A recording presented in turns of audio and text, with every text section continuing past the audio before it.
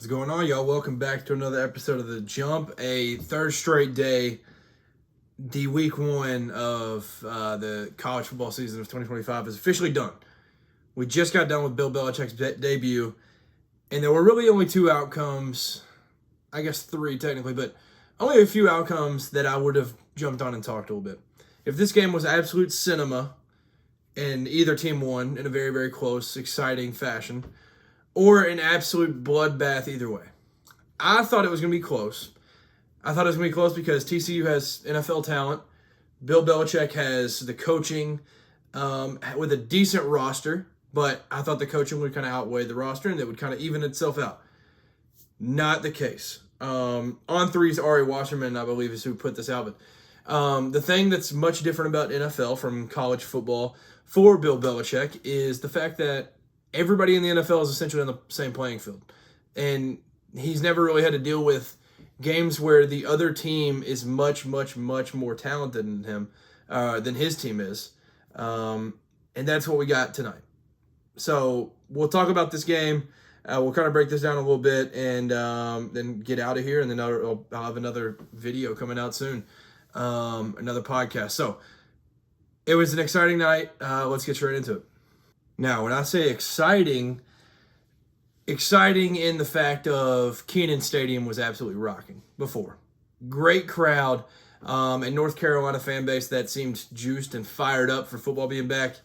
And they got their main man, Coach Bill Belichick, in town. So, this game started out so good.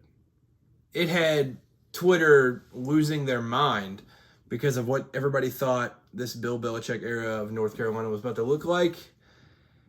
But then, after their 7 points, they allowed 41 straight without scoring again. So, the Bill Belichick debut starts off, first drive, 7 plays, 83 yards. And Gio Lopez looked like he was about to mess around and be like a Heisman contender, making a couple throws. Then Caleb Hood had a few great runs early. They just looked perfect. Obviously, that's scripted.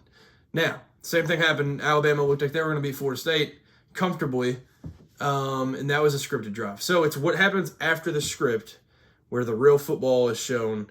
And I'm starting to think maybe, just maybe, Bill Belichick knew what they had coming for him, and that's why he didn't even crack a smirk in that right after that first touchdown. So Gio Lopez, I mentioned him. He ends up having a stinker of a game. I do college football fantasy, and he had -2 points. So that puts into perspective what ended up happening. But he is fun, nonetheless. But he ended up with -10 yards rushing, a fumble, and an interception. No touchdowns. 4 for 10 for 69 yards. Certainly not the best game. But I mentioned there was a graphic that popped up. The first drive, 7 plays, 83 yards. And then they posted a graphic at some point in the game. There had been 17 plays since then and 20 yards in those 17 plays. The script was perfect, which honestly, part of it is that Bill Belichick, I mean, they kind of had the advantage there. That it was kind of an advantage for North Carolina because, like, they're going into this where TCU's never seen a Bill Belichick coached college team. The last that they have is a few years ago NFL. So he's going into it with what he wants. Kitchens has got what he wants. Like, there's not necessarily, you can't tell what is about to happen for North Carolina. But North Carolina, on the other hand, has seen this TCU defense, same DC as last year, all these different things. So that certainly helped them out a lot, and that's why the script worked so perfectly, I think. So outside of that, it was bad. It was 20-7.5. And the stat that everybody kept talking about, Gio Lopez, from 8:12 Eastern till 10:19 Eastern, he hadn't completed a pass. He had 2 completions. He was like 2 for 5 or 2 for 6 or something, and didn't complete a pass for 2 hours and 7 minutes of real lifetime. Now, that's a little skewed because there was a halftime during it, but it was a very, very, very long time.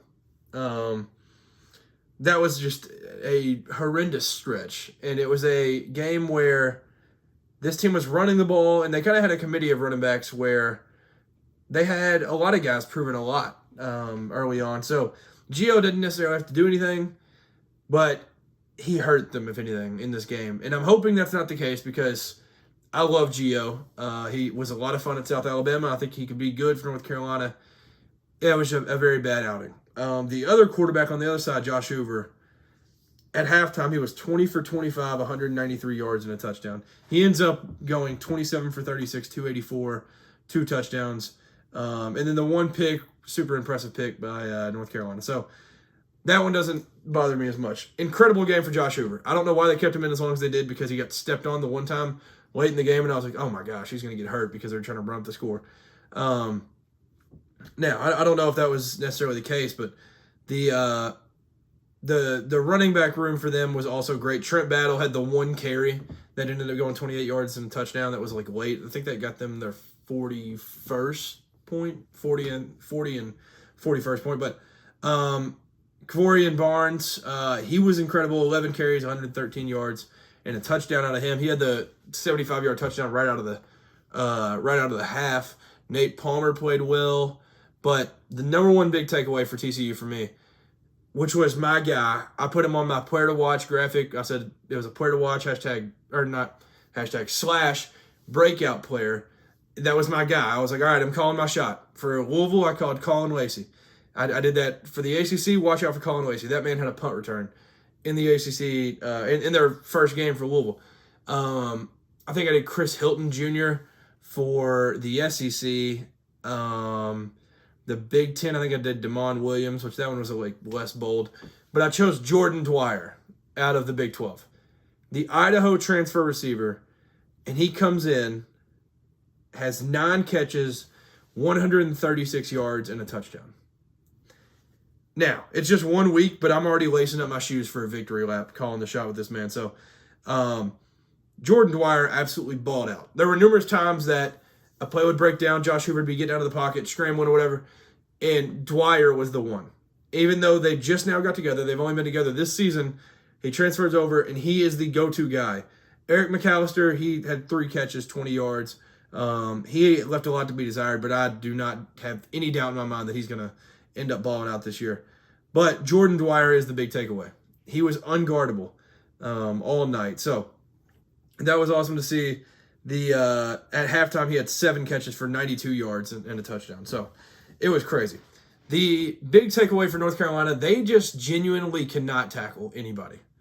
It felt like every single person they tried to tackle was just breaking off of it, getting gone and just doing whatever. Like every single play, TCU ended up running the ball with 6 different guys, 5 running backs. And all of them ended up, it felt like breaking 30 tackles each. Like every single run, it felt like it was like the 4th guy that gets somebody down. Like there was just not a whole lot of effort, no energy. Nobody was flying around to the ball really. Now, I think that's something that will adjust as the year goes on. And I think Bill Belichick and Steve Belichick, especially defensively, like they'll get this figured out a little bit. But this was a terrible, terrible performance. And this has more... I think this is more TCU than it was North Carolina. I think this was a more of like TCU is legit. TCU might be the playoff team out of the Big 12. Now, I'm high on the Utes. They looked great Saturday. But TCU, as of right now, might be the team to watch out for the Big 12. Iowa State's looked good. Baylor, I think it will end up rallying and being pretty good. It was crazy. This was a absolute blowout, 48-14 final. There's no other way to put it. It's absolutely dominating.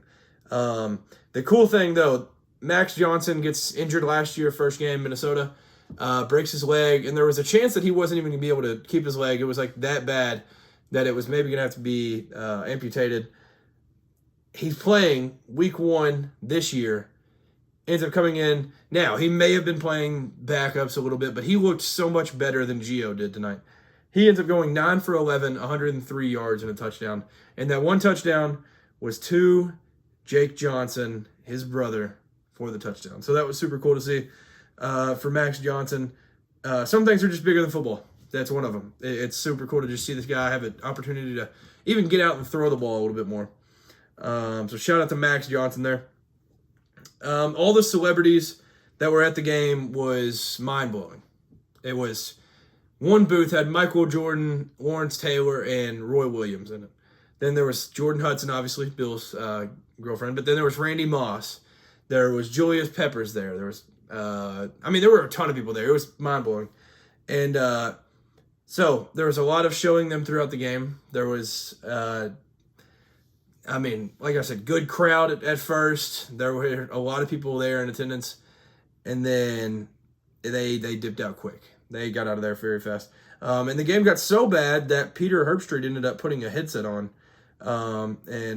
He had nothing to do but breathe in the mic a whole lot. But it was that type of game. They put the headset on a dog by the end of the game. So it was a blowout, big time, just brutal start. And I think if you're North Carolina, you're probably pretty ticked about this whole thing. Because this is about as bad as you could have imagined. And two funny kind of notes from this. So Bill Belichick, the most points he had ever allowed in an NFL game was 47. It took him one college game to end up giving up more points in a game. So he gave up 48 tonight, most points he's ever given up in his entire career. And then the other thing, Michael Lombardi, he used to do this talk when they first got the job and all this was going on, that they were the 33rd NFL team, and that's how it was going to be run. And they were about to just get these kids that would definitely want to come right away, and they'll just develop them, get them straight to the NFL, and they'll have this whole type of analytical thing with it, and they're going to run it like a 33rd NFL team. And I think he just got a rude awakening tonight that it's just not that easy. It's a very, very, very different game, and that's how it is. It's crazy. So TCU, they had hanging over their heads the last 2 years that Colorado game from Deion's first game, which big shout out to Deion. I know that it's a much, much, much different scenario where he's not coming from the NFL and all that. Like he's bringing his Jackson State guys with him, getting other transfers, all that. But then winning that game against TCU, who was in the Natty the year before, that was super impressive. And then, so TCU kind of gets their lick back from that. They get the lick back on the very, very hyped up team coming in, and they get more than just their lick back. They absolutely murder that team. So Sonny Dykes, he had said something about feeling like a little disrespected. That was like in the post game. He talked about feeling disrespected, and the whole team kind of did. And so all of that ends up being an absolute blowout on Monday night. But had to jump on and talk about it because I had been on for a little bit anyways. And it's now 2:17 a.m. On the East Coast. So I need to get to bed. I hope you all enjoyed week one as much as I did. I probably watched too much. I'll probably have like some withdrawals tomorrow. But college football's back, and it's the absolute best. So I just posted my Heisman rankings following this game. I wanted to make sure Josh Hoover, I was like, man, this guy might end up breaking in. He's not in my top 10, but if he continues to ball out all year, he'll be in that list. So I just dropped my top 10 Heisman list following week one. So go comment on that. Go let me know what you would change. It's a very tough list to make right now because we're literally just judging it off of one game. And then there's some progression or like a prediction in it to where like Arch Manning is still in it. Jeremiah Smith is still very high. So there's a lot of that in there as well. So just go check that out on all the socials. Thank you for tuning in once again. Make sure to like, comment, subscribe, all the good stuff. Follow if you're listening on a podcast, all of that. If you love college football, this is the channel for you. Make sure to do all that, comment. It's fun to interact with you guys. And just once again, thank you so much for tuning in and just listen to me yap about the sport that I love so much. Have a great week and peace.